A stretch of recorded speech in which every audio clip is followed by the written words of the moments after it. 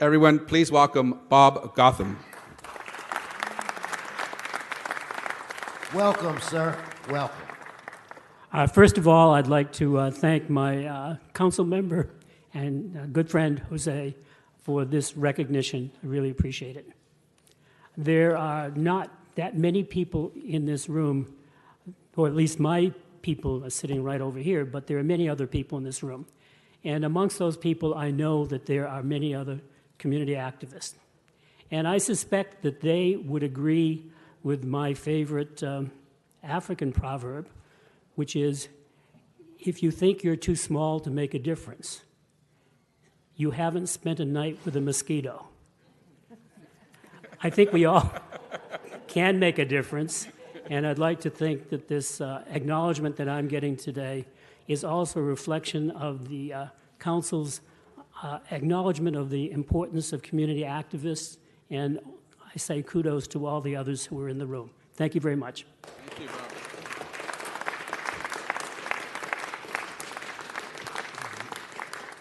Thank you very much. A man of few words, but gets the job done.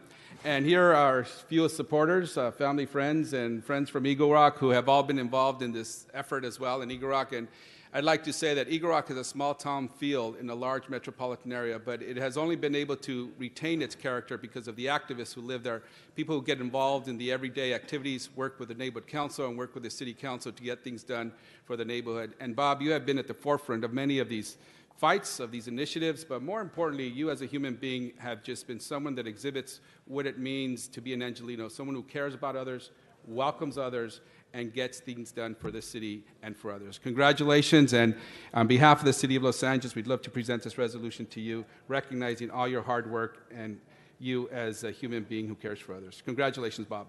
Congratulations, Bob. Thank you. Thank you for your service.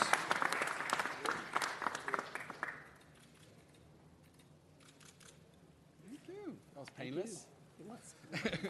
We're going to go to the back and take some photos. So okay. I think my Sean will help you get back. Thanks.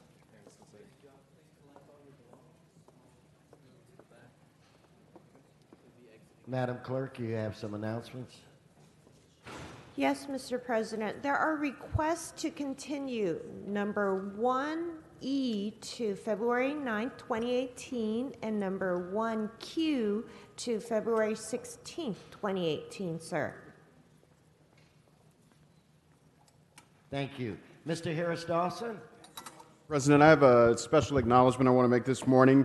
We have the men and women scholars in the 9th grade from Los Angeles Promise Charter High School in the Chesterfield Square neighborhood of the 8th District. I wanted to acknowledge them and welcome to their Los Angeles City Hall this morning. Welcome. Stand up and let's put them on television. Welcome to City Hall. They're joined by their, this is Mr. Matthew Mizrahi's 9th grade class. They're joined by their principal and our good friend Veronica Melvin, the president and CEO of LA Promise. Good to see you. Let's give them one more round of applause. Thank you guys for coming down. We also have some students with us today from Azusa Pacific University. If you guys would stand up. Azusa.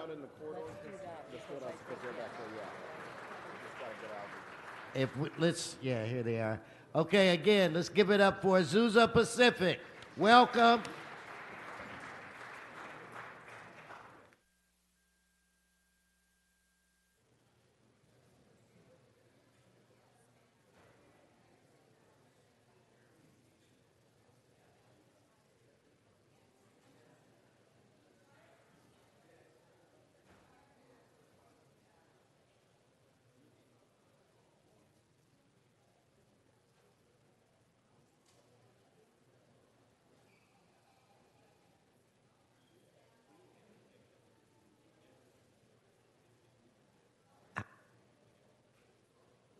Okay, Madam Clerk, why don't we go to the special agenda so we can recess the regular and move to the special?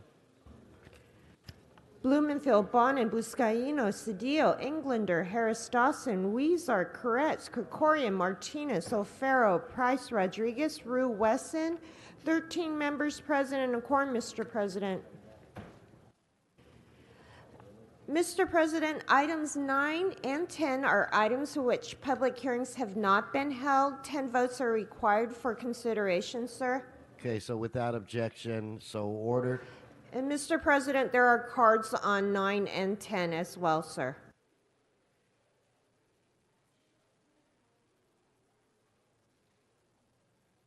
All right, so this is what we'll do. I want to call up Mr. Previn and Mr. Walsh, Mr. Spindler, and Mr. Herman.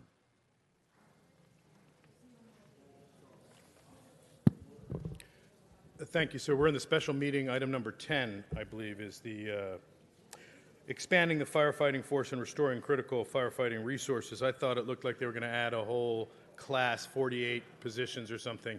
Now, up in public safety last week, there was a discussion of the SAFER grant, where the mayor's office had applied but forgot to tell Englander and the council up there. David Rue got a little upset that they had applied for this grant and won it, but it's a $9 million match. So they get $15 million, and Frank Lima certainly deserves some respect, because this is a guy who, we were going into that 0 for 12. Now we're 1 for 13. It's a big grant, and it's to put firefighters up to work. Now, the only problem is we don't have the money yet, so there's a little bit of a disconnect. We're not going to go out to cadets without getting the funding in place, are we? I mean, I don't know. This is a little bit shifty. These guys are good. They're very, very good, sir, and I don't think anybody's going to dispute that. The UFLAC department with the fire boot coming around the room, this is a good group, and they know what they're doing. So we do want to roll out the appropriate levels of service, but I think we should get the chickens not out in front of the carts, if we can avoid that, sir. So thank you for that one. Now, if we could also get, and Jeff Gorell might be able to help from the mayor's office, a copy of the incident report, fire incident report for the Skirball fire. The battalion chief's hands are tied. He's got the $2.30. He wants the money. I'm happy to give him the money, but can we do it over at the mayor's office, because they're dragging us down to another facility, sir, and I think it's a public record that maybe Koretz's office could actually help, since they're the district in which that terrible incident took place, and we're going to get to the bottom of. Sir, thank you for your time, and I'll be back at the regular meeting. Thank you. Okay, next speaker. Well, we're not too appreciative about how the fire department has modified its training schedule, have we?